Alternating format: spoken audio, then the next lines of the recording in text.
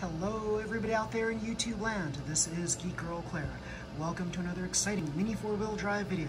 So today we're going to be looking at the Phantom Blade Black Special. We're going to see if this kit really is as special as it's advertised to be. So this has really tiny wheels, as you see here. It's a Super 2 chassis with a reinforced front plate. It's got basically standard features in there, except it's got a 3.5 to 1 gear ratio. That's good. So what else is so special about this? We'll take a look. So here I placed all of the kit's components into my kit review index spreadsheet. And we have here retail price of this is $15.50 in the US. And here we have 3.5 to 1 gear ratio. That gets a check right there. So it gets +1 for that. We have here box stock motor, so it gets 1 for that. If it did not include a motor, you'd actually get a -1. So I think so. Yes. There's a purple pinion. It doesn't get any points for that. Plastic bearings and plastic bearings with metal keylets, no extra points for that. Standard ABS body, no extra points for that. It does have removable interchangeable body parts, so it gets +1 for that. It's a Super 2 chassis with a reinforced front plate to strengthen the chassis. It gets +1 for that. It's a unique color. It gets +0.5 point for that.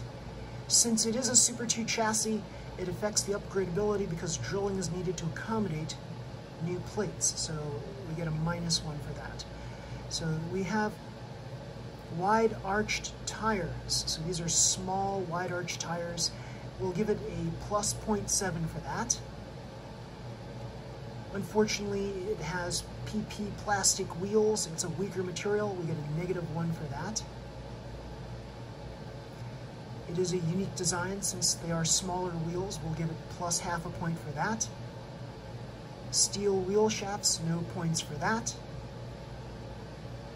Basic 13 or 14 millimeter plastic rollers, no points for that.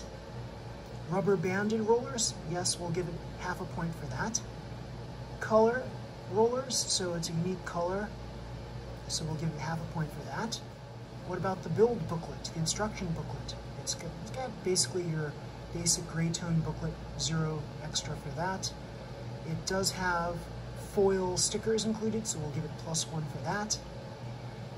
And adding all these items together, we arrive at a kit rating index, my KRI index. And this is the perceived value based on all the parts. So 6.7 is what we get with this. Value, that's the value for the price based on all the goodies included. So we give it 1.22. Performance, 2.70. That's how potentially fast or race-worthy your car is. Now these numbers right now don't mean very much because, well, we don't have anything to compare it against yet. Well, what I can tell you is the value is based on how much value this gives you over a generic box stock kit. So you can take a look at this and you can say 1.22, that could mean 22% above what you would get in a standard box stock kit. So from that perspective, yes, it seems like it's a value that's higher than any regular box stock kit. The kit rating index at 6.7, how good is that? Well, we have these other kits here. We have the Copper Fang Black Special, and that kit rating index is actually much higher at 11.45.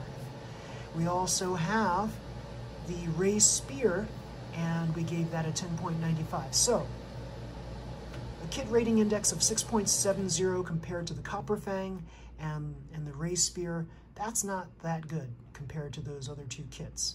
The value of this kit at 1.22, it's certainly lower than the Copper Fang, and it's certainly a little bit lower than the Ray Spear. Performance-wise, we have here 2.70. That's an approximate performance value. Doesn't mean that in actuality that it's going to be like that.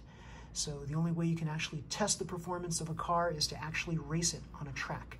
So By estimates though, based on all the performance parts that were included in the kit, it's 2.70 compared to a Copper Fang, it's lower. So the Copper Fang potentially is faster or more race-worthy at 6.75. And the Race Beer is also better at 5.25. So when I tested this kit, I noticed that there was something really interesting, really interesting. Out of the box, I tested this thing and I ran it with the box stock motor and the steel propeller shaft, and I got 16 kilometers per hour. That was very disappointing. I didn't like that at all. I thought this was a piece of junk. So what I ended up doing, and I call this car the Batmobile because it looks like the Batmobile in a way. It's a very low profile car. It looks pretty cool, right? So it only weighs 80 grams. Pretty cool. It's lightweight.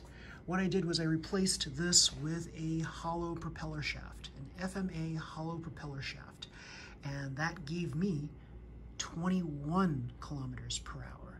So either there's something wrong with the steel shaft that they provided in the kit, maybe it was bent, not straight that is.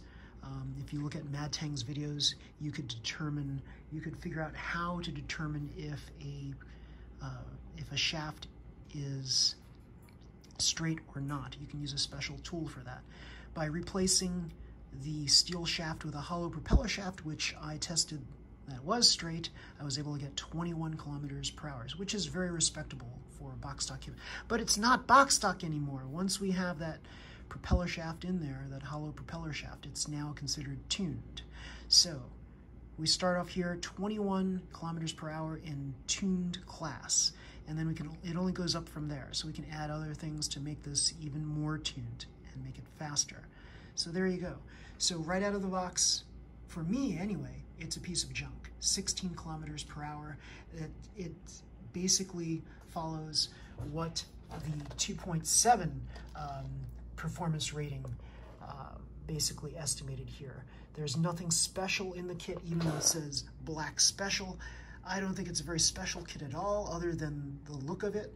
So yeah, it's a really nice, cool looking car, but how fast does this go? Only racing it on a track will we be able to tell. Now, it may be because of the smaller diameter tires, this thing's going to shoot like a bat out of hell.